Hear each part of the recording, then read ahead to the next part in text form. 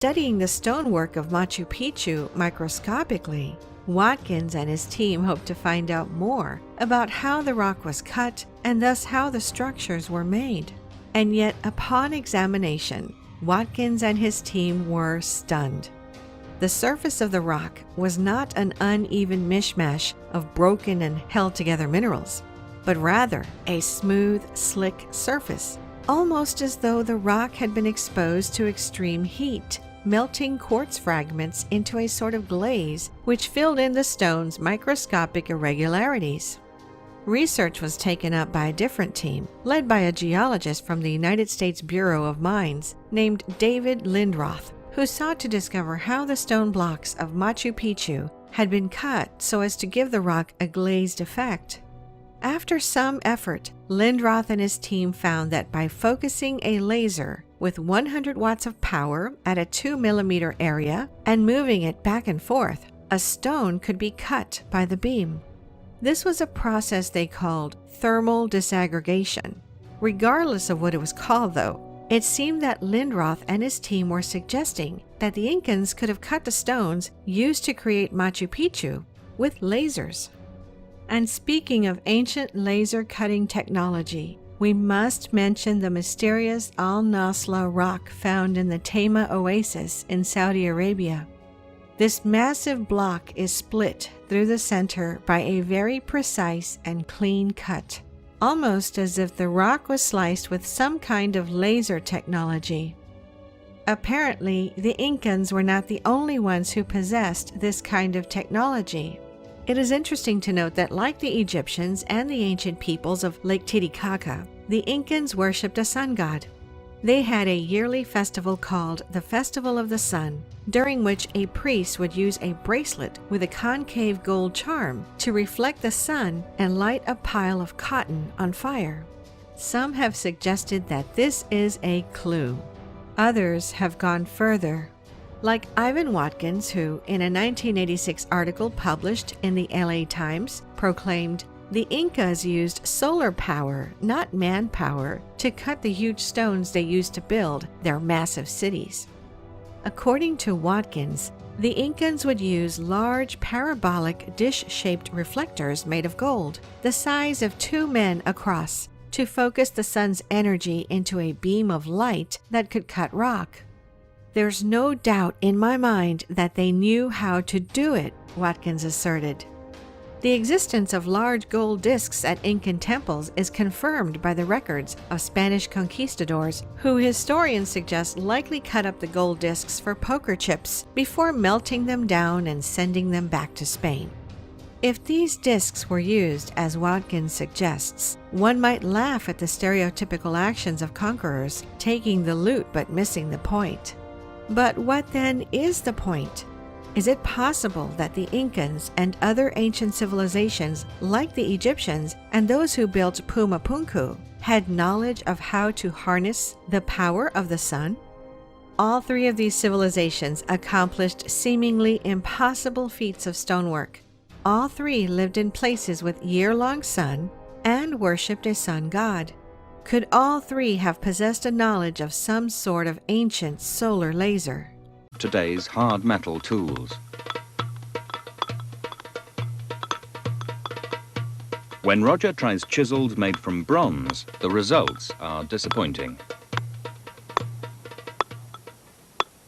As you can see, we're leaving a lot of metal and very little stone is flaking off. Bronze and copper tools of the time are at first sight too soft. Yet a sarcophagus or coffin makes it clear that ancient masons could cut straight edges. Close up, there are striations, marks made by the movement of a hard edge. Mark challenges one of the team to show him the answer. All right, we have a big block of granite here. So how's this copper going to cut this granite?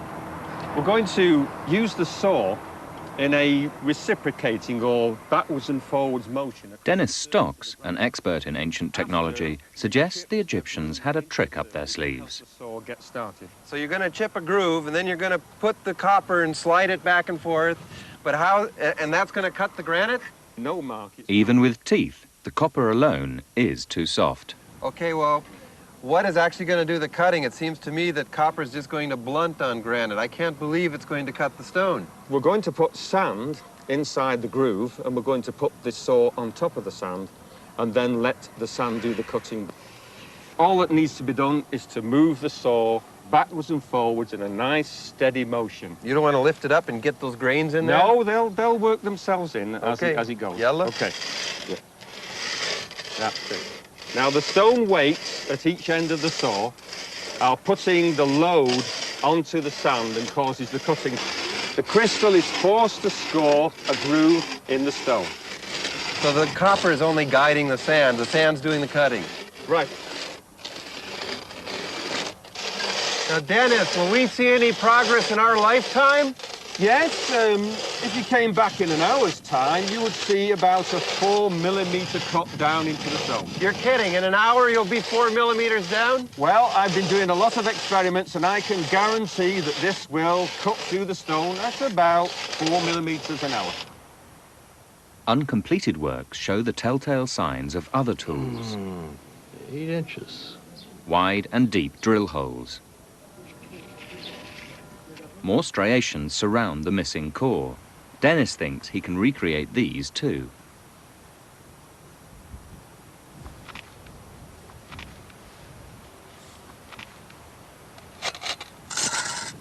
Well, it's pretty easy, Mark.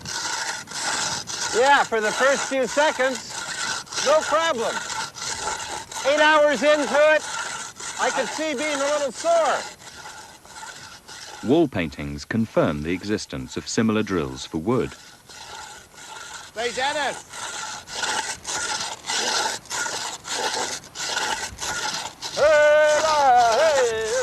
But perhaps the Egyptians had more patient or tolerant workers. What's the problem here?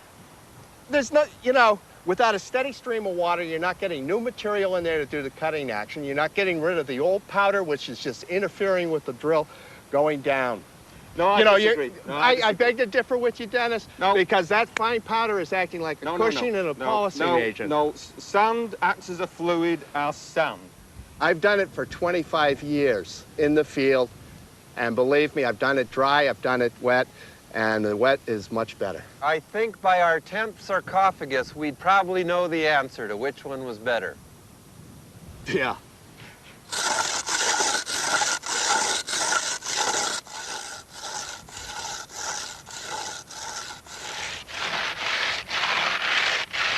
When it comes to proving he's right, there's no holding Roger back. The sawing went wonderful once we switched over to using water with the sand. As you can see here, we achieved this in just a few days. Both methods work, and both produce the same pattern of etched lines as in the old tombs. Meanwhile, Dennis's dry drilling goes on.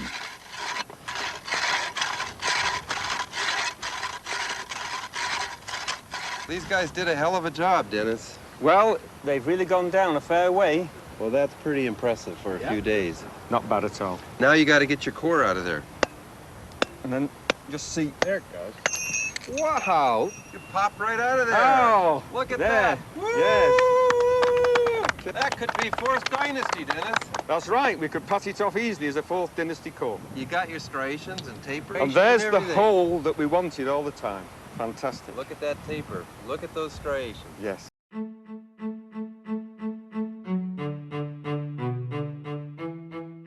My name's Ian Fraser, and I've written a piece about Theo Johnson, who is a Dutch artist who makes creatures that walk, kinetic sculptures, which he calls Strandbeests. Another 10 steps.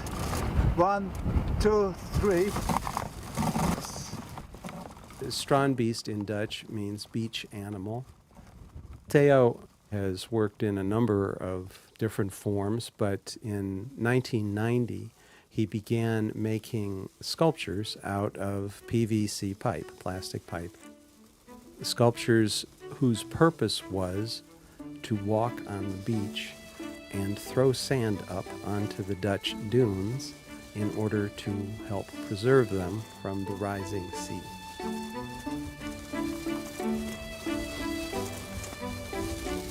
This is a project that he's worked on exclusively since then for 21 years.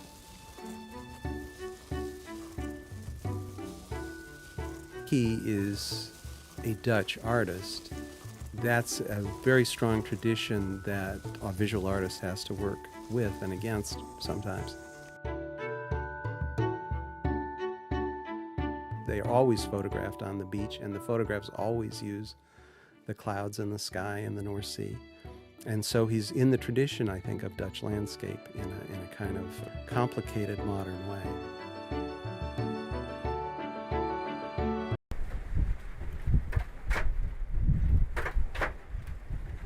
There are ancient windmills in Nashtifan village, which is located in northeast part of Iran.